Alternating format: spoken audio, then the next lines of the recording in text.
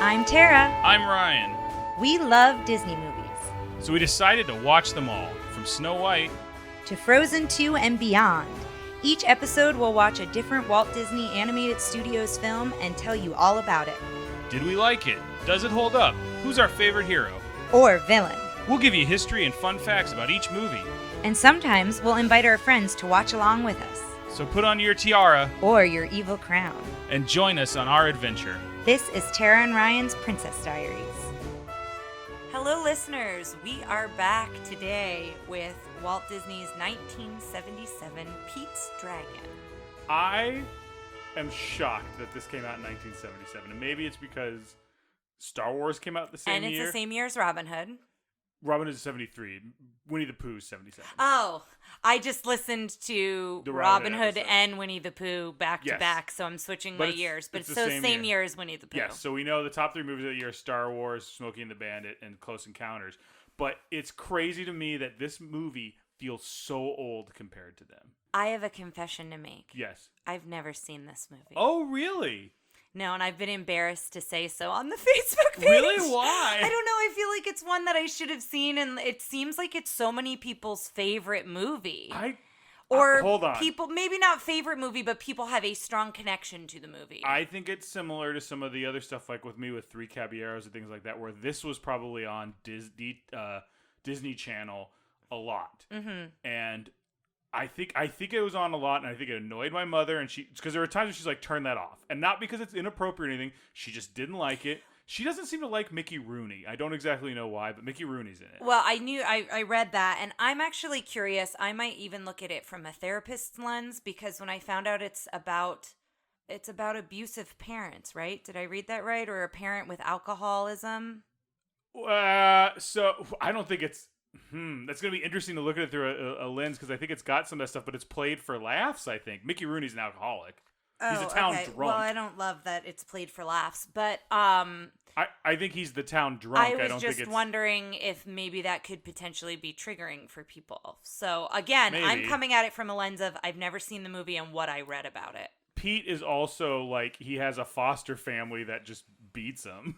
Like, it's all okay. We're already setting this up to be way more darker than it is, and I don't think it's that dark. I think and that's probably part of the reason I think it's an older movie, because I think it has that old-timey sensibility. It's supposed to be the 60s, where these inappropriate times... It's not supposed to be the 60s. I thought it was in the 60s. No, it's early 1900s. Yes, but I'm saying I thought it was made in the 1960s, when more of this stuff was appropriate. So now thinking of, like, we've got... the 70s, we're starting to do darker examinations in film, so I think it's weird to have this, like, throwback to old Disney fun and games. Yeah, well, what I read is it says alcoholism is a key theme. And it says that the actors in the movie, Helen Reddy, Mickey Rooney, and songwriter Al Kasha, all had alcoholic fathers. So I thought that was an interesting, like, tie-in. I don't know. We'll see. So that's why, and again, I know nothing about this movie, just what I read. So that's where my thoughts went. So I could be completely off base, and after we watch it, I'll be sure to address that. Do you want to hit up the synopsis real quick? Sure. The synopsis is: an orphan boy and his magical dragon come to town with his abusive adoptive parents in pursuit. So that's what I mean. I read that his parents were abusive. This is a goofy, but they're comic. They're the comic bad guys. They're the Gogans, and I love the Gogans. But do we... I'm going to save my opinions because I haven't seen it. I don't know that I love that, like, abusive parents being funny is a great thing. I think they're played for laughs, and I don't think it's... I just don't know if that theme should be played for laughs, but I've not seen the movie, so I think I'm giving an opinion off of what I'm reading and not what I've watched. I'm also coming at it from, no, you're right. That's a very dark thing that they probably shouldn't do. It's funny that I just never thought of, because it was like, they don't like show him beating him, and they're like, you'll see in the first song. The first song is them looking for him. Okay. And it's one of my favorite songs, but now going back, I'm like, ooh. Okay. So, listeners, I apologize. If this is a movie you enjoy and I've totally turned you off to it, I apologize. It's just, I've read these things that seemed like, not red flags, but I was like, oh, I didn't know that. And since I've never seen it and I know nothing about the movie except that I'm assuming Elliot is imaginary. Yeah, well, no. No. I don't think Elliot is imaginary. There might be one of those things where it's kind of like it's like a Harvey. I don't think it's like Harvey. No, he's not, because it's he can turn invisible, but everyone thinks he's imaginary. The only person who can see him other than Pete at first is Mickey Rooney, and no one believes him because he's a town drunk. Okay.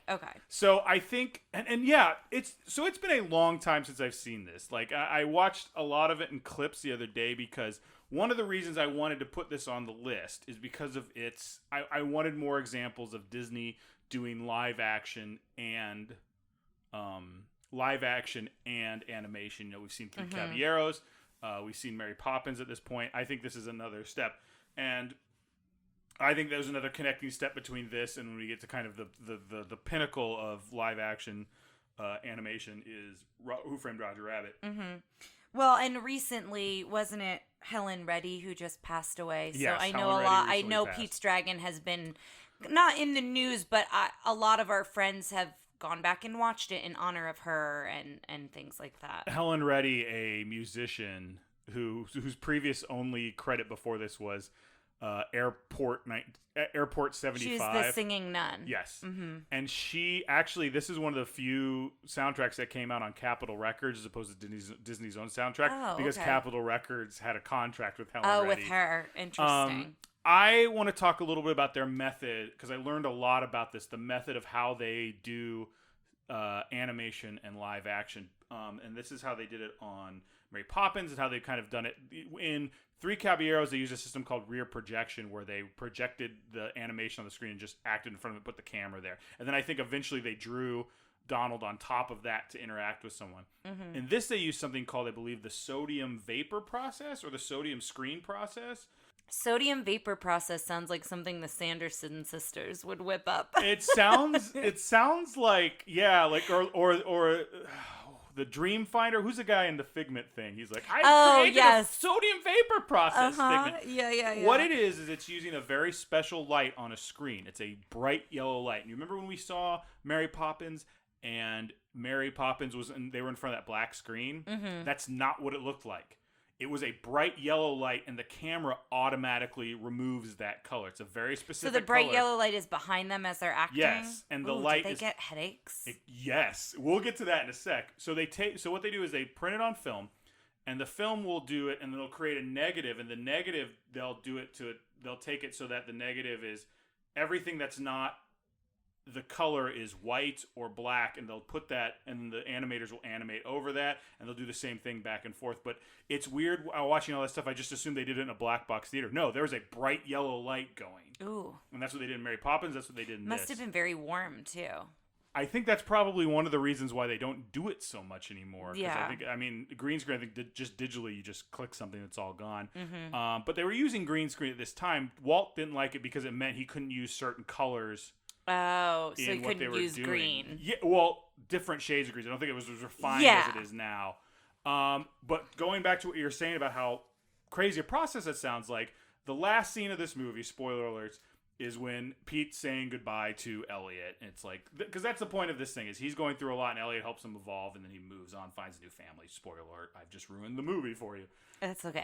But there's a part where he's saying goodbye to Pete, and he's like crying. And this is a kid who had no other acting experience.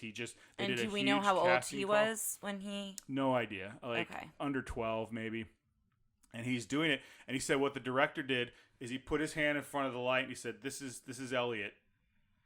Look at him," and start talking to him and doing this and look at that. But it's in front of the light. So he starts crying, and he's like, partly because he's looking at the light and partly because he's acting. Yeah. And he said the director came up and he goes, "You did so well. You did so great." He goes, "I can't believe you acted so well and you couldn't even see Elliot." He goes, "I can't see you right now." Like, he's like, "I can't see anything." Like, there's a whole documentary I'll put up about this process that's narrated by the kid who played that's Elliot. Cool. I learned a lot about the sodium vapor process. It took a while for me to understand. I don't know if I explained it very well, but like I said, I'll put that up. Well, I wanted to kind of circle back to some of the things we cover typically in the beginning. We kind of dived in because I was curious about the plot since I didn't know it. It received a 54% on Rotten Tomatoes. It's not very well received in general. Oh, okay. I guess then maybe I just have friends who enjoy the film. I think people who grew up and saw it on DTV, like, I think there's a little more nostalgia, but like it cost $10 million to make it. It made 18 or something. Okay. So it came out the same year as Star Wars and all the other stuff. Yes. So like, yeah. Yeah. Well, and I have some things about that too. So it was nominated for 2 Oscars. It was nominated for Best Music, Original Song, which was Candle on the Water. And the winner was You Light Up My Life, which was also the name of the movie, name of the song, name of the movie. But The Rescuers was also nominated. So did The Rescuers also come out in 1977? Because The Rescuers was nominated in 1978 for Someone's Waiting for You, is the song. I guess we'll find out next week. I know, yeah. I just didn't realize that Winnie the Pooh was that year, Rescuers was that year, and this was that year. It's kind of a lot. Now we're used to Disney coming out with a lot of things in the same year, but I feel like that's more uncommon at this time. So I did find that interesting. It also was nominated for Best Music, Original Song Score, and its adaptation, or Best Adaptation Score. That was like the title of the category. And the winner was A Little Night Music, which again, I believe is the name of the song and the name of the movie. Okay. It was also based on an unpublished short story called Pete's Dragon in the USA, in parentheses, Forever After. And it was by Seton Miller and S.S. Field. So I just found that interesting that it was based off of something, somewhat. And supposedly the project initially was conceived in 1957. So Walt was a part of that. He was still alive then. And it was supposed to be a 2-part episode of Disney's television series, Disneyland's television series. And it was shelved until 1975, which is when they started working on it again for it to come out in 77. It was shot in 76, and although it looks maybe like it was filmed in the actual places it was supposed to be, none of that. That's almost all on Disney backlot. They built the whole town, and I can't remember the name of the town. I know that's a joke. It's like how terrible name. Like, yeah, it's a really long like name. I read it, but I wouldn't know how to say it. Yeah. That's the joke, is they're like, oh, this town's like sounds awful. Well, and I also read that it's supposed to take place over a period of less than 6 days. Something like that. So I found that kind of interesting. And originally, Elliot, I don't know if you came across this, Elliot the Dragon was not to be seen at all in the film, and he was supposed to remain invisible throughout, which is why I thought he was maybe imaginary from reading that fact. But then they changed their mind on that. There's stuff that happens even when he's not animated that would mean he's real, if I recall correctly. Got it. He was animated by, I know we talked a little bit about him, I think, on Winnie the Pooh. He was animated by Don Bluth, who went on to do All Dogs Go to Heaven and those movies. I had here that, so they clocked up a bunch of overtime. One of the reasons I have a similar fact. One of the reasons that that there is so much Elliot is because Don Bluth pushed for it. And in fact, at one point, the director wanted him to be the co-directing lead. It would be by, I forgot the director's name, and Don Bluth, but the Disney studio went, we don't do that, and said no. This is also the first animated feature that didn't have any of the original 9 Old Men on it. Anything that was animated that didn't have them on it. And they, like you were about to say, they clocked a lot of overtime on this. And I read that this led to him leaving and starting his own studio, but he's also billed on The Fox and the Hound, which doesn't come out till 81. So we'll have to wait a little while and see how accurate that is. And what I read about the overtime is the animators, it wasn't just Don Bluth. It was Don Bluth, Gary Goldman, and John Pomeroy. They worked 100-hour weeks. Yeah. And it was all during production. And so they applied for overtime pay, and their superiors, whoever... they did not name who they were in this fact, suggested that they get 1 hour off for each hour of overtime. So all 3 were owed 6 continuous weeks of time off for all of their overtime. And that 6 weeks that they took off after this project, they worked on a private project called Banjo the Woodpile Cat. Oh. So the 3 of them worked on that as a private project. So I just found it funny that they were given the time instead of the pay, and then they used that time to work on something else. Yeah. That was separate from a Disney productions. Yeah. I found that interesting. I also read, and you mentioned this about Capitol Records, it being recorded through that, but it also was the first film to be recorded in the new Dolby stereo system. It was new at the time. Obviously not new now. Capitol Records did record it. They just released it. Yeah. Okay. The other thing I had here too was that the studio needed special permission from the Coast Guard to use the lighthouse scene in the film. But I don't know what that fact means, because then I read another fact that says they had plans to move the lighthouse that was specifically made for the film. So I guess, did they build the lighthouse in the water somewhere and that's why they needed permission from the Coast Guard? Or in general, if you're using a lighthouse, you need permission from the Coast Guard? The fact was confusing. But this next fact about like moving the lighthouse, after the film was done, they were going to try to move it to Disneyland. But supposedly the building was too deteriorated and it was beyond repair. I heard that as well. But I was confused about like needing the special permission because I'm unsure if it was all filmed on a studio backlot. I don't know why they would need the permission unless they didn't film the lighthouse scenes on a studio backlot. Maybe they might have filmed part of it. I don't know. I know the whole town was built on that, but maybe there's something different with the lighthouse. Sometimes our facts are vague. So listeners, if you know any more details on that, feel free to hit us up. If you're a member of our Coast Guard, we salute you and we'd love to hear the answer to this fact. Yes, and I will always remember the Coast Guard. Semper Paratus is their theme song. Do you have any other facts? I have a few things, but I'd like to leave them for the second part. Yeah, the only other thing that I have, which we kind of already talked about, is that the box office performance suffered because it was released when Star Wars was released. And I would imagine that it was released in November, but Star Wars was such an unmitigated hit that it was released in May. Yeah, and it was continuing. People were still watching it. Well, and that's what I'm saying. I feel like this was not the only movie to suffer under Star Wars because it was such a shocking and surprising hit. If you've seen Rise of Skywalker, we're all suffering under Star Wars at the moment. But yeah, I mean, I don't really have anything else to say. I don't know if you have any other memories or nostalgia connected to this. Like I said, I remember my mom being like, turn it off, which I mean, I guess as a kid probably made it more enticing to me. There's also the other thing is there are so many different versions of this because they released it at one length and then the European cut's like 130 minutes, then it gets cut down to 120, then they put it on television for like 70 something and take out huge pieces. I think when they came I don't out know which with one we're gonna see. When they came out with a Blu-ray copy, I think the time was wrong. I think it advertised on the movie jacket that it was like 80 some minutes and it's like 120 or something like that. So I guess there are a lot of different versions. And then my other question is there a live version of this as well? Yes, there is a new one out with I don't know the kid's name, but it's Bryce Dallas Howard, who was the woman in the newer Jurassic Parks who everyone was like, "Why are you running in your heels?" Yeah. So will that be added to Robert Redford? Yeah. Oh, Robert Redford. It looks very different. It's like they find. I think it's short too. They find like a feral child out in the like redwoods, and they're like, "Who's been taking care of you?" And he's like, "My dragon," and then it's something like that. I don't know. So it looks very different than this one, which again I appreciate when things are very different. A different take on a someone story. posted yesterday we did Dumbo and someone was like, well, I liked it because it was different than the movie, and I'm like, boy was it. But this one's definitely this one will be added to our mini tell list. But so listeners, I hope I didn't offend you in the beginning. I am really looking forward to seeing it since I've never seen it.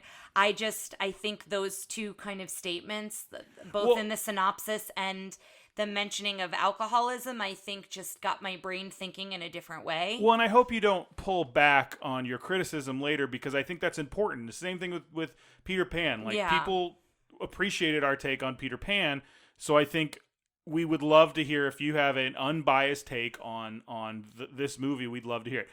Maybe try and enjoy the movie, but keep that in your, I don't, because this is a 2-hour movie. Yeah. I want you to not, and the first get-go is the abusive parents have a musical number. So there's a chance you might be like, exactly. So maybe kind of let that go, but we want to hear, I'm going to speak for our audience. We want to hear if you have something to say about it. That's what makes it interesting. No one wants to hear a Disney podcast where we just go Disney rules. Listen, if you want to be told how great Disney is, there's a million different Twitter sites that Disney owns that they would love to tell you how great they are. So don't worry about it. All right. Well, listeners, we will see you on the other side of 2 hours.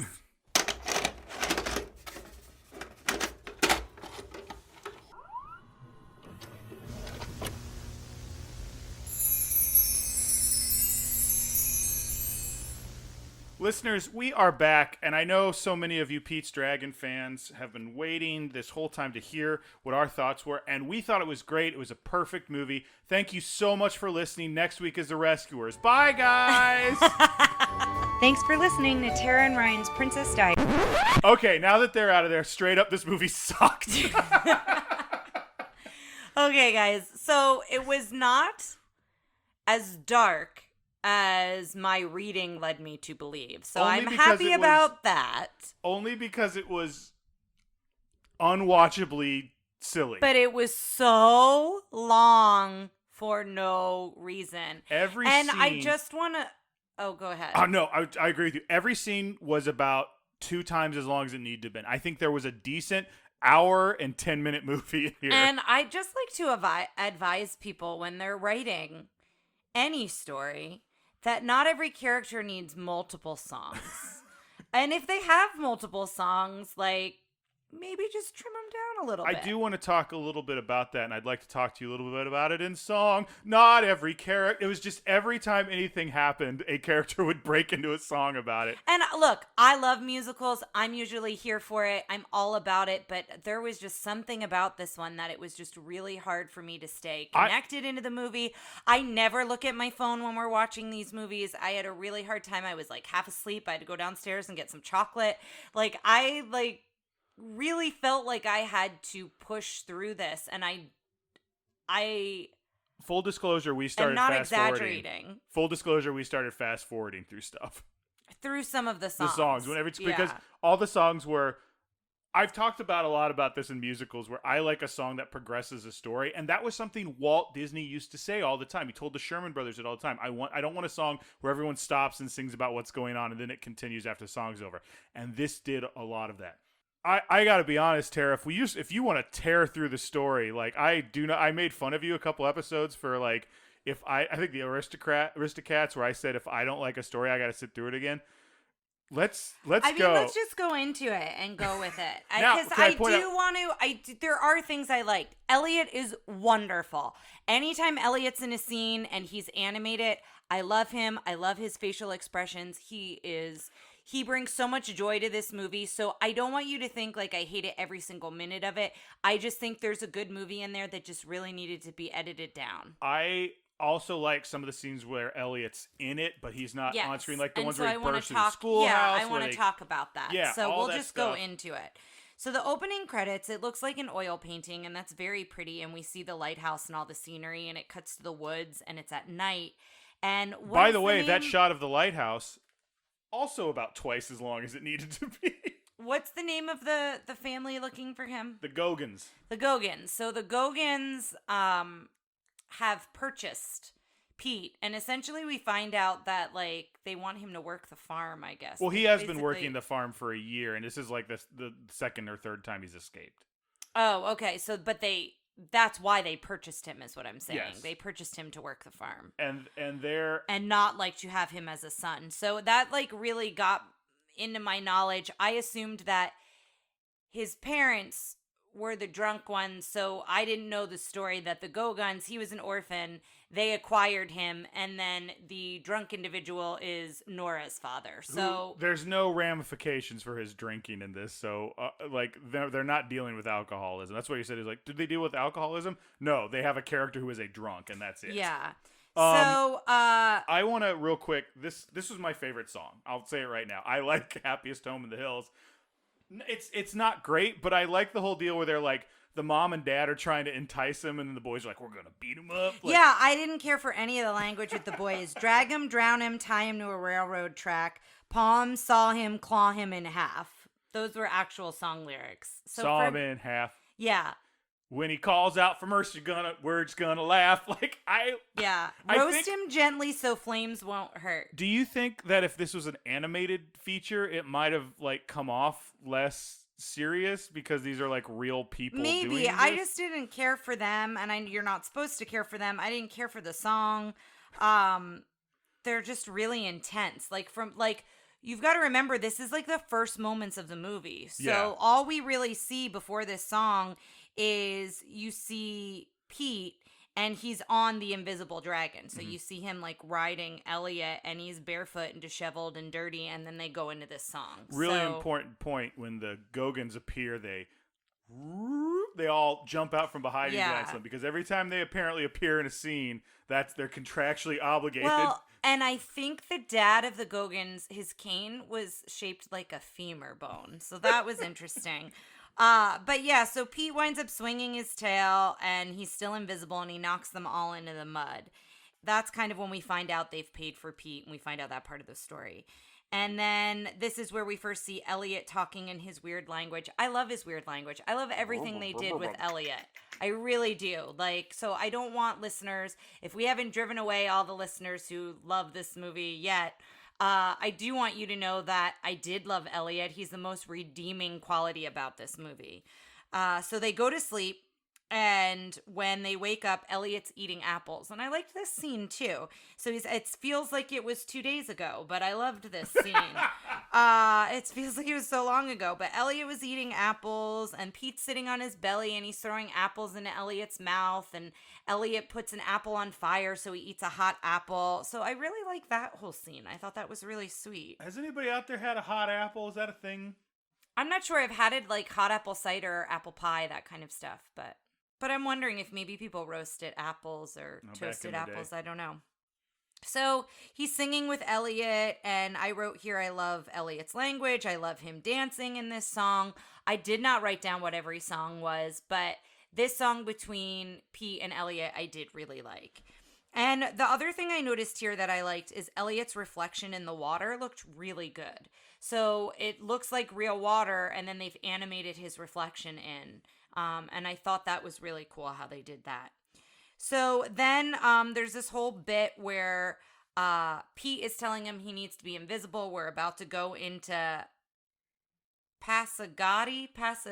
I've already forgotten. Passamaquoddy. Now, we're about to go into the town, and he's like, now you need to be invisible. And I love the whole bit when Elliot is different body parts are invisible. And he's like, can I go with just my head? Can I go with just my belly? Can my tail be showing? So that's a whole thing. And the reason is he doesn't want Elliot to scare the townspeople. So he feels if he's invisible, he won't scare the townspeople. I think that's weird because he's like, you can't be seen by anybody. And then he sits there and he spends so much of the movie insisting to everyone that he's real. Yeah, I think he feels that people are going to be scared if they see him and startled. But Elliot gets into mischief, and it's more of just him having fun. I don't know that he's trying to be mischievous. He's just having fun in his own way, so it winds up causing a bigger problem. I think it makes him seem dumb because he doesn't want to hurt Pete or get Pete in trouble, but at the same time he's always like doing really dumb stuff to get him into trouble and then being like, "Oh, whoops."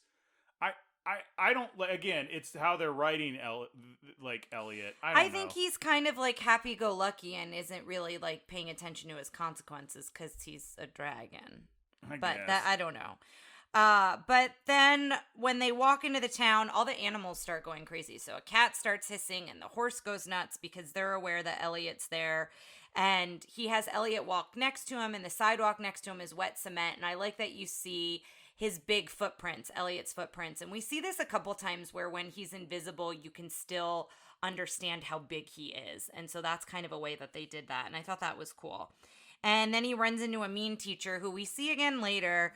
And she says something about the unexpected never happens, or the townspeople are saying the unexpected never happens. I don't know. It's the mayor. That's right. The mayor is talking with a group of people, saying how this town is very regular. All the mayor does is come out of those steps and talk to a group of people. And something happens. And so in this case, there's somebody with a stack of eggs, and he keeps trying to avoid.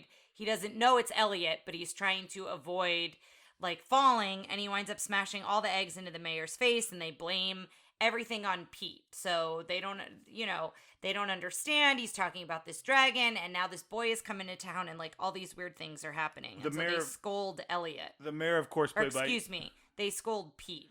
The mayor, of course, played, for all you Gilligan's Island fans out there, by Jim Backus, who was the millionaire on that. The other thing I wanted to point out is talk about this is when he's breaking all the fence posts. I thought about that scene from Jaws, and I thought about the mayor, and then I realized Jaws came out 2 years before this movie, and this movie looks so old in 1977. Yeah. Like, it looks like it came out in 1968. Yeah. Like, it looks like it came out 10 years before, and I can't imagine a world where we've seen Jaws and a world where Star Wars came out the same year. Like, I still am shocked this came out in 77. Yeah.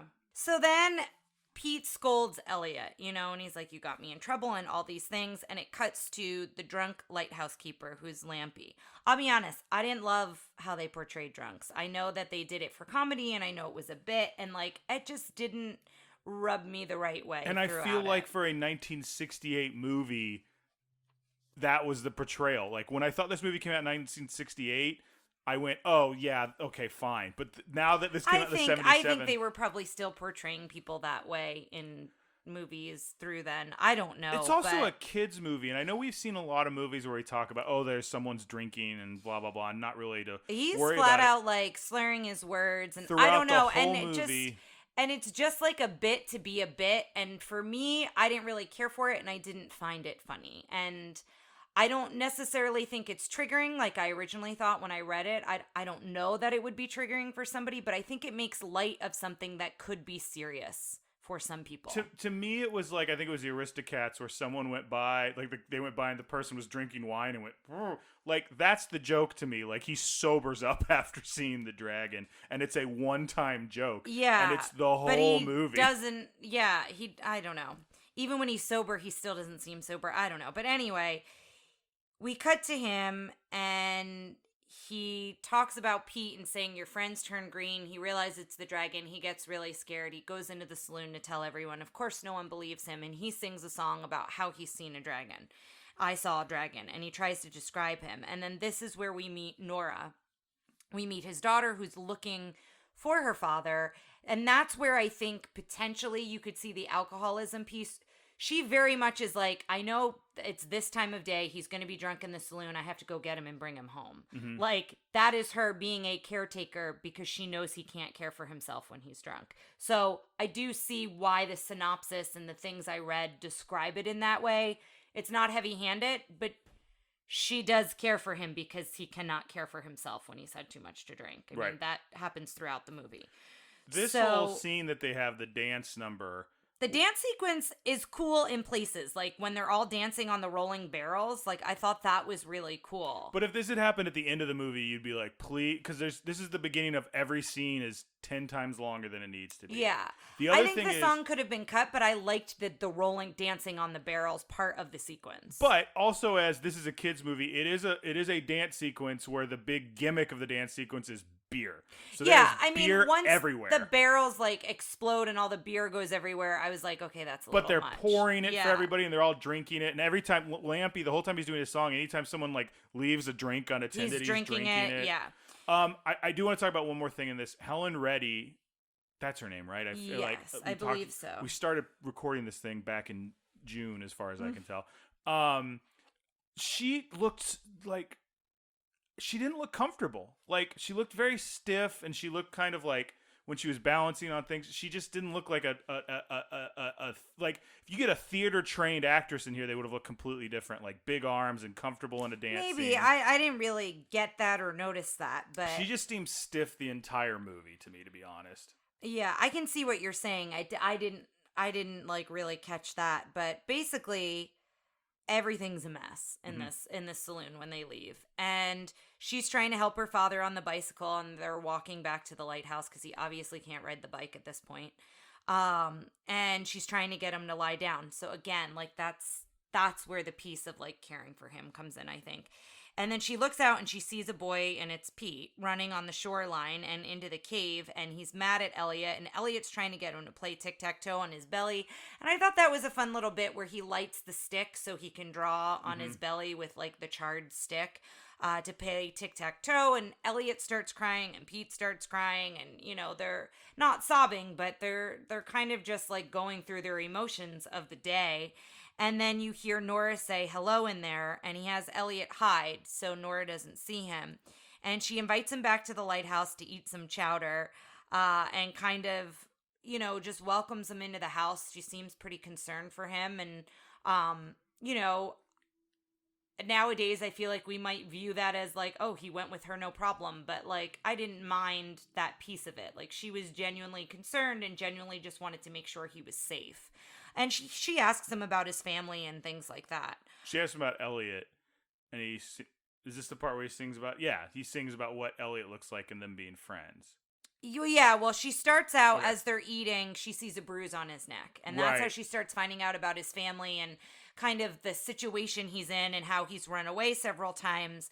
And so she says, you can sleep here tonight. And then they go into singing a song, but he asks if she has any children, and he asks if she's married. And then there's that, you know, that assumption that Pete's like, oh, well, you'll get married someday. And then she makes kind of a joke like, oh, I'm already married to this lighthouse. But I feel like that's just a very, you know, stereotype type. It goes by quick, but that moment. And then she starts talking about Paul and hoping he will return. And then that's where Paul is her. Have we talked about this before now? Paul is her fiance or boyfriend who is lost at sea like a year ago. Yes, and we haven't talked about it because this is where Paul is introduced. His picture is on the wall. Yeah, which is before it showed up. I think we were both like, "Who's that guy?" Yeah, and so then there's the song describing Elliot, and at one point Nora tries to sketch him, and I was like, "Oh, this will be fun. Like, we'll see what he." And then that goes nowhere. But it would have been cool if, like, as he described Elliot, she drew him. I'd love to see what her imaginative picture of him would have looked like. I can't believe you're promoting that they needed to be more scenes in this movie. I'm just saying, I was like excited to see that, and then it didn't go there. But we're about 36 minutes in, and I had Ryan pause it to see how far in we were, and Ryan said, "You feel every minute," and I really did, and I just want to apologize to those who are out there. You gotta stop apologizing. They know that you're sorry that they liked it and you didn't. Okay, it's not. All right, we can cut this out then. I'm just letting you know. You gotta stop apologizing. Right. No, we're probably gonna have to keep it in because you started the sentence, but oh, okay. It's fine. You want to get one blanket apology last in, and you won't apologize anymore? Yes. All right, listeners, for those of you who love this movie, I'm sorry I'm trash talking it. Please take this time to respect me and my family as we pray on it. We pray on our feelings. Oh my gosh. I feel like you're doing like when a politician gets caught in an affair. I just know how personal some of these movies can be, and especially if we grew up with them. Mm-hmm. I know that, you know, we can have such strong connections to them, and I think that's where my apology is coming from, because I didn't grow up with this movie. I'm watching it as a 35-year-old woman who has seen lots and lots of different movies, musicals, all these things, and so for me, it was hard to stay connected in this. And so I would love to hear opinions of people who did grow up with this movie and were connected to it. And even you had some nostalgia for it, that when you were watching it, you kind of were done with it as well. I get a sense. So when you and I watch a movie or a TV show, I can almost feel energy from you when you're like, I'm not feeling this. And I felt it so early and so quickly at this that I was like, oh God, if we didn't have to do this for the podcast, we would have turned this off. And I tried about 40 minutes in is when I started making comments about how I was having a hard time. I really wanted to get at least halfway through, and I almost made it halfway through. Okay. So let's get through this. So next day, I think you're spending more time than I would with this plot. I would be skipping a lot more. But there are bits that I like, and because of the way I wrote my notes, I don't want to miss the bits I like. Okay. So that's kind of why I'm doing it this way. Here we go. So the next day, we find out that Lampy didn't know that Pete stayed the night. So when he realizes that it's Pete, he starts screaming, just in his face, screaming, because he's making the realization that it's the boy with the dragon. And he wants Elliot to go to the saloon to prove to everyone that, you know, he saw what he saw and it's a real dragon. And this whole time, Nora, and spoiler, Nora pretends that she believes in the dragon till basically the end of the movie. So Pete really doesn't realize that she doesn't believe in Elliot. Because she thinks that it's his way of coping with everything that's going on in his life, which isn't a far stretch to kind of assume that. And so she says, you know, it's too dangerous to take him into town. Like, let's have him stay in the cave. He's safe here. And let's all get breakfast. You know, we have too much work to do right now to worry about any of that. And then enters Dr. Terminus. And his assistant Hoagie. His assistant. And they're on, like, a boat on wheels with a sail because they had to sell their horses due to malpractice. They make that comment later. Yeah. They just come crashing They're into town. out of control. They come crashing in. They have no control over their boat on wheels. And they knock over the fence that Pete and Elliot kind of damaged the day before. So this poor guy's fence is knocked again. The wet cement, basically everything that Elliot damaged the day before, they come in and wreak havoc all over again because the wet cement comes back and the mayor comes back, you know, and he's there as they drop the anchor, and the whole town is angry with them. They see who it is. They surround him, and it's a little bit like an angry mob. They're just not shouting at him. They're very still and silent. Because also he's apparently come to that town before and sold them stuff as phony remedies. Yeah, because he's a snake oil salesman. Yeah, and so then he sings a song, and this is where I say they really didn't need to give every character a song. I wrote that in my notes. Well, this one was long. And this is... little did I know how many more songs were to come. You're at, I have a list. I think you're at song number 4. Yeah, and that's when I wrote that in my notes, that like not every character, because basically we got introduced to a character, they sing a song. We get introduced to a character, they sing a song. And again, I love musicals. I can enjoy that structure in certain musicals, but like it just really wasn't hitting the mark for me in this. So then he starts demonstrating his remedies, and it's his assistant just dressing up as different people. So first he's an older woman who can't hear, and then he's someone who can't walk, right? He's on crutches. Yes. But even that needed to be one person. We didn't need to see that more times, and they took forever to get through it. It's like the director just gave everyone license to like really ham up the scenes, and it just went on and on and on. And then it cuts to the lighthouse, and Nora thinks that her dad is making up the dragon, and then it goes to Candle on the Water. So then she's up at the top of the lighthouse, and she sings Candle on the Water, which is the most notable song from the which film. is the last song we listened to without fast forwarding. Is that true? Yes. Oh.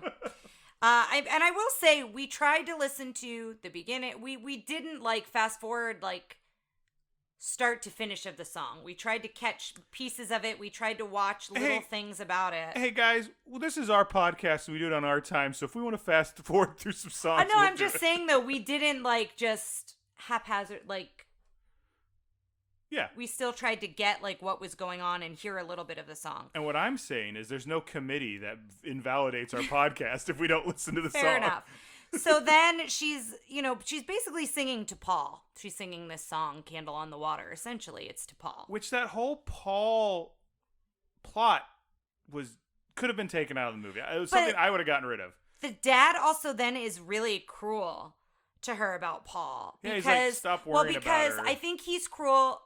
And again, if you want to read this through an alcoholic's lens, that's a lot of times what an alcoholic does, is they try to start trouble because she gets on him for not believing in the dragon, and he turns it around and gets mean at something that is emotional with her.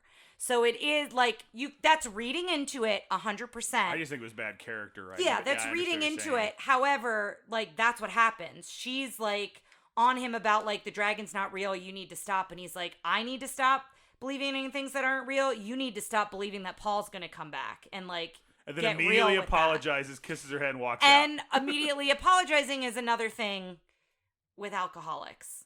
So like where when they realize they've said something they don't mean, they come back and apologize for their behavior. This feels more like it was written by an alcoholic than it was someone writing about an alcoholic. Again, I'm not saying that it's heavy-handed. I'm saying you could read into it, but those are characteristics of that disease and somebody who has that. So that happens there. And I didn't really, I wrote the dad I thought was really cruel with that cut. I mean, even if she has to come to terms with Paul's not coming back, like he knew that was going to hurt her. And then he goes to the hardware store, but it's nighttime. And then Ryan was like, well, you might need to fix something at night. And I was like, yeah, but I can't like go to Home Depot at 11 o'clock at night and go get what I need. Maybe going to the hardware store was code for going to the saloon. Or maybe the hardware store is next to the saloon. Or maybe he's going to drink screwdrivers all night. Maybe. Wait, doesn't the next scene they see him at the saloon then? Because we cut to Dr. Terminus and he's there. We cut to Pete warming his butt by the fire first, which I thought was funny. And then or not Pete, I'm sorry, Elliot. And then Pete in the comes cave, down. Pete is showing off his new suit and shoes to Elliot in the cave. And then he asks Elliot to find Paul for Nora. He's like, if anyone can find Paul, you can. Then we cut to the saloon and the doctor. So yeah, the next scene with the dad is in the saloon. Was it. It was I'm going to the hardware store, wink. Yeah, I guess that is what it was. So we cut to the saloon and the doctor, and that's where we find out about why they have sails instead of horses and all of that. And then the father's drunk again. He wants to buy a round for everyone, and he wants to talk to the doctor about trying to prove that this dragon exists. And the assistant wants to see it, and the assistant is drunk. And so Hoagie. You can remember his name because of Wawa. Yes. So then Hoagie and Lampy drunk walk to the cave. Now, this was a scene, so Hoagie is played by Red Buttons, and Lampy is played by Mickey Rooney. And apparently, when they shot the scene the first time, them both being comedic ants, they just wanted the scene of them walking from one place to another, stopping, saying a line, and continuing to walk. And apparently, being two comedic actors, they kept trying to one-up each other in, like, drunk walk to be funny. Yeah. And the scene took 20 minutes to shoot, and the director's like, that's great, it's hilarious. I can't have a 20-minute shot of this. I mean... like... I'm surprised he left that out. He left so many things in. Yeah. But what I will say is I think part of why, like, I don't care for the drunken interpretations as well is because you have two comedic actors just trying to get laughs, but it doesn't necessarily add anything to the plot. No, not at all. Right? And I think so. I think that's a good example of that. So they go looking for Pete, or I keep writing Pete, and it's Elliot. I think everyone does that. I think I grew up calling the dragon Pete. Yeah. But they go looking for Elliot, and he's behind them. And I do like this whole bit where Elliot thinks they're talking about another creature. That's in the cave with them. So he like starts tiptoeing behind them and he's really scared. And then they see Elliot and they get scared and scream. And then Elliot sees his shadow and he gets scared and screamed. And so it's this whole bit. And I did really like that. But then they offer Elliot booze out of a flask. And so then Elliot drinks almost the entire flask. But then Lampy, of course, gets some of the last drops. And then his stomach rumbles and then he just like bursts out flames for a long time, which scares both Lampy and Hoagie and they run out of the cave. So then it cuts back to the doctor and he's making all these different remedies and the assistant runs in to tell him about the dragon, to be like, he really is real. I really did see him. And then it cuts to Nora and Pete walking into town. So it's the next day at this point, and they're walking into town and she wants to take him to school. So this is when the townspeople start talking about how all the fish disappeared, and they never really explain this. They blame Pete, saying he's bad luck bringing him and the dragon in, but at the end of the movie, then all of the fish are aplenty. Pete says flat out, like, or someone says Elliot's scaring him away, or Pete says Elliot is scared or something, and then Elliot's still in the town and the fish come back. Yeah, it doesn't make any sense. No, it's just... So, listeners, if you have a theory as to why all of the fish are back, please let us know. Besides, like they were just like migrating and they weren't around. So then Nora stands up for Pete because all the townspeople are getting on him and being really mean to him, and she sings again. But and then, so the way it happens is she goes... There's. I think the song's called "A Place for Everybody." That's what it is. And it goes, and she starts to say something, and she starts to sing, and I can hear Tara's eyes rolling behind me because the way we sit, I'm in like one chair, and I'm like, I can tell she's like, oh god, another song. And this is where I'm like, no, we don't know, and I fast. And then I made Ryan unpause it or unfast forward because all the kids were dancing. it's a cool visual sequence of all the kids who are supposed to be at school. They're on seesaws. They're doing all these different dancing things. And then you had the fact about the boy who plays Pete. The Pete's actor ended up being an all-American pole vaulter, and he was talking about how he started off learning dance for this movie, and I think he continued dance, all different types, including ballet. And in this, the video for the sodium vapor process has Pete talking about this, where he goes, if you want to be an athlete, I highly suggest ballet, because he's like, it got him into shape, and then he was able to maintain that shape. I took ballet from when I was very young till about 8th grade, and I know some of you guys don't know exactly what Tara looks like, but she is just a hottie. So it's I don't know about anymore. It's been a while, but I'm looking at you. I've always wanted to go back and do adult ballet classes, and downtown Austin has some, but it's more about being able to get there, and now with everything going on, I don't think I can get up on my toes. Well, not all ballet is on point. But I'm saying I don't think I could do point for just a moment. I know, I'd want to just do ballet, not do point dancing. I'd rather do tap. Well, we're really getting sidetracked here. You can tell how much we enjoyed this movie. But what's her name? Jenna Fisher is starting tap dancing. So follow her on Instagram because she's got some fun stuff. But anyway, so this whole thing happens. All the kids are late for school. You've got the snarky teacher who's really upset that they're all late for school. And Nora's like, you have a new student. And the teacher is really all about the record. She's like, well, where are his records, his birth certificate, la, la, la. Nora makes up this whole story. And she's like, you have to agree he needs an education. And she's like, well, I disagree with that, but I can't. She has some convoluted way of saying it that it's just like, we didn't need all of that. It doesn't matter. No one asked the question, how did he get to school? They could have opened the next morning with him in the schoolyard. And she could have been just grumpy that he was there. Yeah. Nothing could have changed. You could have cut that out. No rewrites, nothing. And it still would have made sense. We knew she was grumpy at him from the previous scene. Earlier in the film, yeah. So then the school bell is ringing on its own, and this is where Pete says Elliot's doing it, and he goes out to stop him, and the teacher calls him a liar because when she goes out there, Pete is holding on to the rope and ringing the bell, but really he's just trying to stop it. So she gets him the knuckle cracker, which is basically just, I think, a ruler. Yeah, yardstick or something. On his knuckles, and does it about 9 times, and then gives him a dunce cap. And then he keeps talking about Elliot, and the kids are giggling. And it's more that she is annoyed that he's making her look like a fool in front of her students, I think, than anything else. Because that happens in the beginning, too, with all the havoc when him and Elliot first come into the town.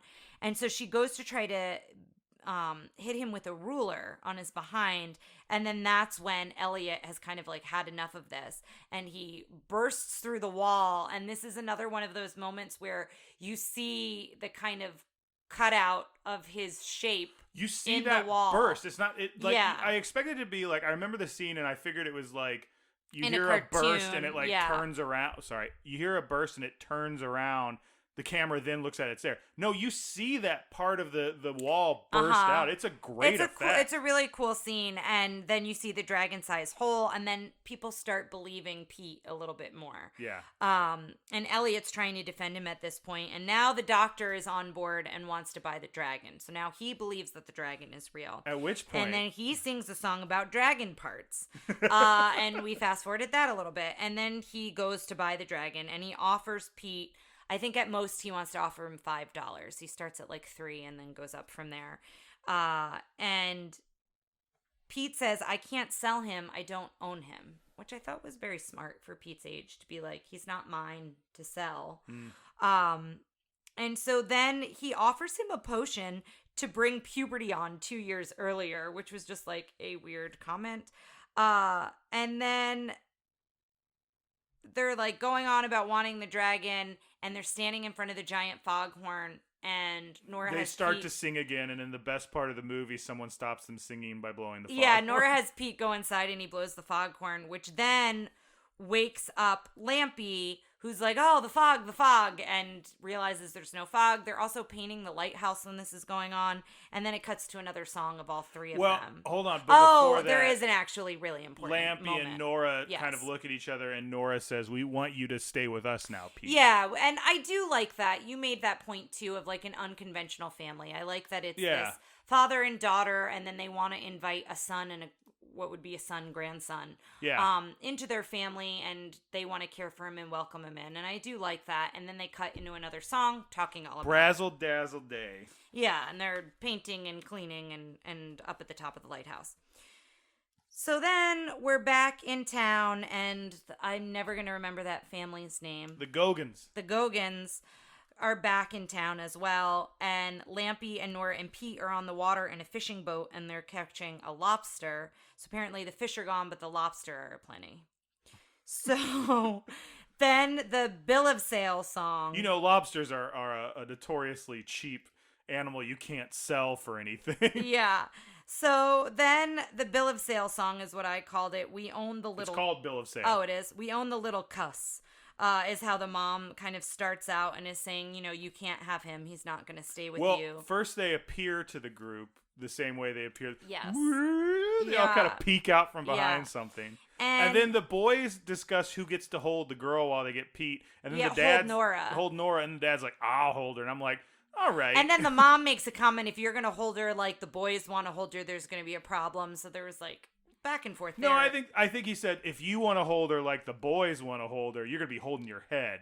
So I think that was like, if I see, yeah. But it wasn't a very clean joke. So. Yeah, and so then they start chasing them. They all wind up falling into the water because the other ones are in the boat, Nora and everybody. Do we know why they fall in the water? We actually fast forwarded. Did Elliot get them? Guys, we don't know because we fast forwarded just a little bit too far. We didn't go back. I don't think Elliot's present there at that point. Who knows? Tell us. I think they're clumsy and they fall in, but I could be wrong. So then we cut to the saloon, and they're all soaking wet. The Gogans are soaking wet, and they're angry, and they're upset. And the doctor comes in, and he says, I want to help you get Pete, and I want the dragon. Now, the Gogans have not seen Elliot, so they think the dragon is not real, and they think this doctor is crazy for wanting this dragon. And I like this bit, because I like the idea of the Gogans thinking they're getting one over on the doctor. Yes. So he's basically like, we've got to catch the dragon to get the fish again. And that's how he gets the townspeople into helping catch this dragon. So he has this whole plan about, setting a trap. And so it's a stormy night. It's windy. It's rainy. All the townspeople are setting a trap. It looks like a barn, but I guess on a dock it wouldn't be a barn. House. It would be like a boatyard, a boathouse kind of thing. You bring your ships in there to get, not your ships, repaired, but or it's maybe where they gut the fish and stuff like that. I'm sure there's a name for that building. But so that's what they're doing. They're preparing to set the trap, and then it cuts to Elliot and Pete at the lighthouse. And I think the lighthouse goes out at this point, right? Like the light in the lighthouse goes out and goes back on. There's a lot of things happening simultaneously. Yeah. Pete, they get Elliot and they're doing that thing. Elliot comes back and says, we found Paul. Yeah. Paul is coming back in the fakest little tiny boat of all time. Yeah. The lighthouse goes out. And then all this stuff's happening. Nora says, we both have to be realistic. And this is when Nora finally lets Pete know she doesn't believe in Elliot. She's like, we both have to be realistic. We don't have to make believe anymore. I shouldn't be doing it. You shouldn't be doing it. And then she sees the ship in the telescope, as Ryan mentioned. And so the doctor now traps Pete because I guess he comes and says, the doctor comes to the lighthouse and tells Pete, oh my gosh, Elliot's in the town and he's causing havoc. Like he's tearing up the town. You've got to go help him. And really it's to capture Pete and use him as bait. So now the Gogans have Pete and they're using him as bait for Elliot. And he sends the assistant to go get Elliot. What's the assistant's name? Hoagie. There you go. So then Hoagie goes to get him, and you see him riding on him. Pete's invisible at this point, riding on him into town. Pete picks him up and is running with him. Yeah. And then when they drop the nets on Elliot, this is another cool bit where it's the shape of Elliot. It's a cool practical effect. It looks like, and I'm wondering here. So this is, I want to stop here and talk about this for a little bit. One of the big things that we know about Pete, or not know about Pete, one of the big things that like came out of this was the Elliot float at the electrical parade. Have you ever seen that? No, I have not. Oh, we'll have to we'll put that up somewhere, because I think we like to talk about the presence these movies have at the park, but that's, I think, the big mainstay of Pete of Elliot is he's a big parade at the Disneyland electrical parade. He's very famous, but I think it moves a lot like that thing where it's its neck and its tail. Yeah, and so I liked that the way that they make his presence feel known in that scene. It's a really creative way to do it. And so Pete is in trouble with the Gogans at this point also are like, there is a dragon. Like, now yeah. they believe in it. And then Pete's in trouble with them. They like put him in a sack, and then Elliot gets really angry and goes running after them. And then we cut back to the storm raging, and that's when the light goes out. Yes. The ocean waves crash up to the top of the lighthouse. And if the ocean waves are crashing up to the top of the lighthouse, like... enough to break a lot the of glass. things have happened. Yes. Yeah, like, it is an intense storm. Deep impact is what is going on. So that's all happening. So you're watching Lampy trying to get that fixed. And then they trap Elliot. And then... Elliot gets out of the sack. I think we kind of already talked about that. Well, he takes Elliot, and then there's like a few minutes where it's like Elliot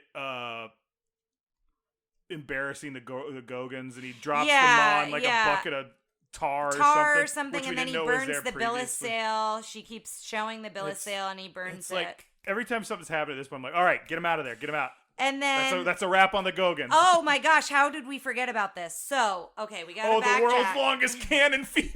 So we gotta backtrack for a minute, because the doctor has there go my notes. The doctor has this idea that they're gonna trap Elliot, and then he's gonna shoot him with a harpoon. So which is gonna kill him. He wanted to buy him for his parts to use for his elixirs, I guess. I don't know. I thought he wanted him as like, here's a dragon. It's like this mystifying thing, but I guess he wanted to use him. I don't really know. But he has this harpoon. So while Elliot is trapped in the nets and the burlap and all this stuff, he lights the fuse. And it is the world's longest fuse. Because everything we've just described that happens while this fuse is still going. Yes, and like the harpoon's getting twisted around, and I'm thinking, oh, it's going to hit either the doctor or the assistant, and it doesn't. And then you kind of forget about the harpoon for a few minutes because all this other stuff happens. And it comes back and it's still lit. It comes back and it is still lit. It's like, what if you want a cannon fuse to be shorter, you just cut it, like tear it, like they do it in Tremors. Remember where they want the short fuse on the thing? You know, Tremors, the greatest the movie I wished I watched tonight. Said it is. So it finally lights, and the doctor's foot, I guess, gets caught around the rope or something, and he gets like flying out of into the like town square, and that's when a goofy holler happens. And he's like stuck up in the rope. And so then So that should have been the end of him, but no. Then he talks to Elliot. Elliot comes over and scares him. Hoagie has a few. It's like... Yeah, there's a little bit more there. And then the teacher and the mayor are coming out those steps again. So it's the same bit. And this is, I think, the third time they've done it. But this time there is lightning that has struck a telephone pole, and it's about to fall on the mayor and the teacher and all these people coming out of City Hall. And Elliot saves them. And they see Elliot. He's not invisible. They see him. They're like, oh my gosh, dragon saved us. So now the town is like turned around on the dragon. Not only do they believe everyone who said they saw the dragon, but he's also done something good for the town. So they're all like really excited that he saved them. So now we go back to the storm. And Elliot is trying to light the lamp in the lighthouse. And it takes him like 4 or 5 tries. And I get that like they didn't maybe want him to light it on the first time, but I think they could have landed somewhere in the middle between lighting it on the first try and lighting it on like 17th. The 5th try. And then that's when Nora finally sees Elliot, because she's not in there when he's trying to light it at first. So she doesn't see Elliot till the very end of the movie. And so then Elliot just is able to light it finally. Yeah. No reason why he can't. Thank you. I really like stopped writing at this point, because then Paul It's also cutting this whole time, cutting to Paul on the ship with the captain, who we don't know where he came from, and Gorton's it's a lot fisherman. of That's what he looks like, the Gorton's fisherman yes. from the fish sticks. Yes. So they cut back and forth to that while all this other stuff is going on, so we can see where they're at. So we assume they make it to shore, but we don't officially see that they make it to shore till town the next day. And in town the next day, it is fish aplenty. There are like so much fish, like fish in boats, fish in baskets, fish in barrels. Like everyone is rejoicing that all the fish came back. And again, this is where we're not really sure because Elliot is still in the town and he was supposed to be the reason the fish weren't coming. So then Nora sees Paul and she's so shocked and they reunite. And he goes into this story about how he lost his memory when he was out at sea and he didn't remember anything. And then all of a sudden he got hit on the head and he remembered everything again. And they attributed him getting hit on the head to Elliot. Then the mayor wants to commend Elliot and he's like, well, where is he? And it's like, well, you've all seen him. Why is he still invisible at this point? And it's literally just for budget reasons. Yeah, and then it cuts to Elliot saying goodbye. Because right? Pete says there's another kid in trouble. Yeah, basically, or Elliot we says there's find another kid in out trouble. that Elliot won't be back because Pete's like, oh, well, I'll see you when you come back. He finds out he's not coming back. Because this is how every kid movie has to end at this time. And a kid in trouble, and then it shows Pete running off with his new family, with Paul, Nora, and Lampy running to the lighthouse, and that's kind of how. And then there's a helicopter shot where they're waving, and it is again a overly long helicopter shot where But then we realize that the lighthouse seems to be by the shore, seems to be by real water, which is why they probably needed permission from the Coast Guard. I don't know where answered that question. I don't know where that was filmed. Most things were filmed on a soundstage, but that looks like that had to be filmed by water. I'm assuming it was filmed by water. But yeah, that is Pete's Dragon in a nutshell. All right. How was the princess? Princess is Pete. Pete was an annoying kid. Didn't care. He was fine. I mean, he wasn't super endearing to me, but I wasn't like get off the screen. He was fine. How was the prince? Elliot. Elliot was I the loved saving Elliot. grace. Not saving grace. I loved the movie Elliot. Like I said, he was charming. I loved his animation. I love how creative they got when he was invisible, how you could still feel his presence. Elliot was the best part of this movie. How were the sidekicks? Who are we designating as Nora, sidekicks? Lampy, Hoagie. I guess Hoagie's in the villain section, but they were all okay. They were fine. They're all about the same quality as this movie. I will say I liked Nora over Lampy because I didn't like Lampy's whole shtick of kind of him being the drunk. I've kind of gone into that already. He was either just drunk or loud. Yeah, and Nora was fine. How does it hold up? I didn't see any ethnic representation issues. They warned us about tobacco. I guess the mayor had a cigar, but I was like, there's really much more alcohol than there was tobacco in it. Oh my God, there's so much. Like if you don't, I mean, again, I don't usually, I mean, drinking is something adults do, and I don't necessarily think kids should not see that, but it was just played as a gimmick, and I could see a kid being like, oh, that's fun, I want that, what's that? And there's so much drinking. And it's me reading into it, but if a kid is around adults who have an unhealthy relationship with alcohol, I don't know if they would connect the two. I don't think it's you reading into it. I don't know. I don't know if they would connect the two, but I think there could be a connection there that might not be positive. Female character agency. Nora kind of had her own thing going. I mean, she basically was taking care of the lighthouse. Her dad wasn't doing his job. She was doing her father's job. So she was the caretaker, essentially. Yeah. And she was the caretaker for Pete, too. Like, she wanted to care for him. Guns and firearms. I think we all learned an important lesson about cannon fuses in this one. And how a harpoon. Pew pew. And now, oh gosh, now, my dear, it is time for the infallible scientific villain rankings. So let me set that up real quick. And who are we? I'm gonna say there's two. I'm gonna say we got the Gogans and Dr. Terminus. As a whole. Yes. Okay. Mostly Miss Ma Gogan, but I think with the dirtiest fingers. All their teeth is really gross. Yeah, but she at one point at the end, she's like holding Pete's face and her finger is in his mouth and it's almost black. And it probably got rid of all her warts, much like the Mary. Oh yeah. You know that the whole point. This thing was every Disney was like, this is the next Mary Poppins. Disney, the company. Swing and a miss. Yeah. Okay, for the Gogans, frightening. I think they're pretty scary. I'm gonna go with a 4. Okay. I think they are very scary. I think their intent of how they're using Pete is scary.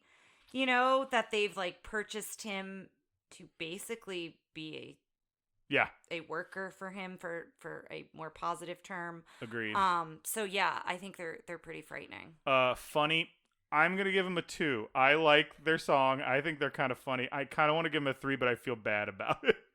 I didn't actually find them that funny. I'm gonna give them a 1. Okay. They like rubbed me the wrong way from moment 1, and I know you really enjoyed that first song, but I didn't care for it. Like I said, I didn't like the lyrics in it, and yeah. Yeah. I get it. Fierce.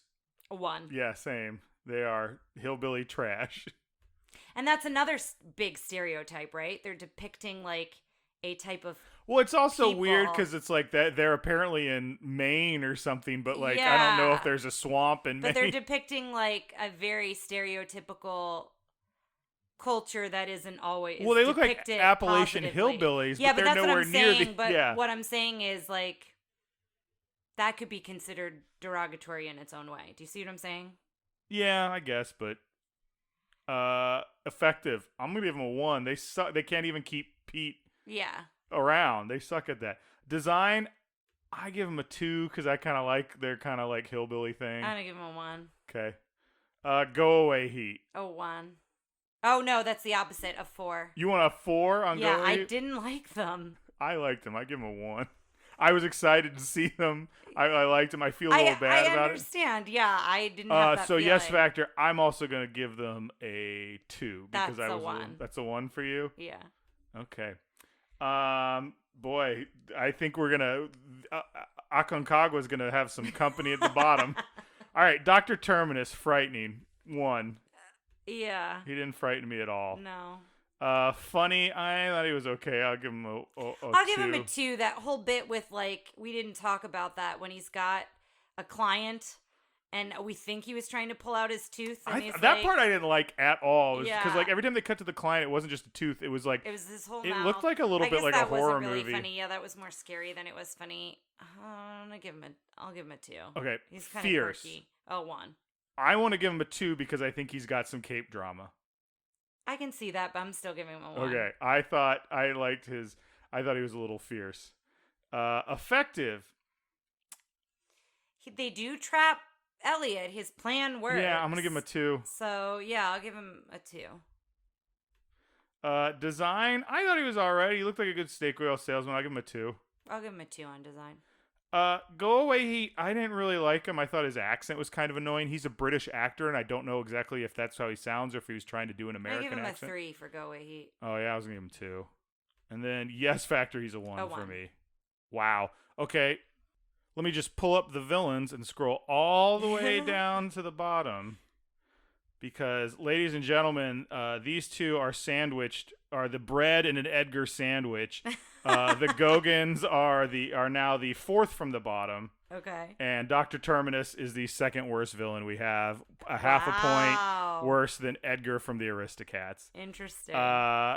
So yeah, that's it, guys. I hope, if you really are a big fan of Pete's Dragon, I hope you've turned this podcast off a while ago, probably near the beginning. I don't know. I don't want to apologize for not liking this movie. And it is our opinions, but I don't want to deter you from sharing your love for Pete's Dragon. If you love it, tell us about it on the Facebook page. Tell us why we were wrong. Send us an email. I'd love to hear opinions on people who do really enjoy this movie. And I've seen some posts on our Facebook page, I think, in reference to Pete's Dragon, especially with the passing of Helen Reddy.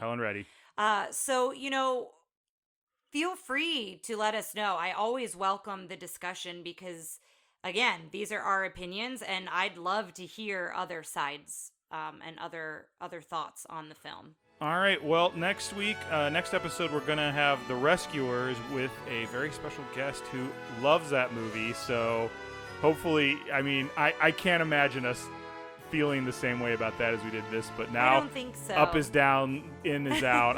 We're in my the whole life upside is down. upside. Yeah, exactly. So until next time, listeners. Thanks for listening to Tara and Ryan's Princess Diaries.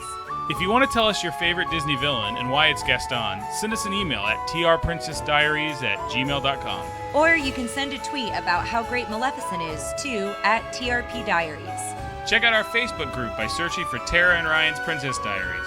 Tara and Ryan's Princess Diaries are available on iTunes, Stitcher, Spotify, Overcast, and many more. Wherever you hear us, please be our knight in shining armor and give us a 5-star review. Thanks again, and until next time, remember to always live happily ever after.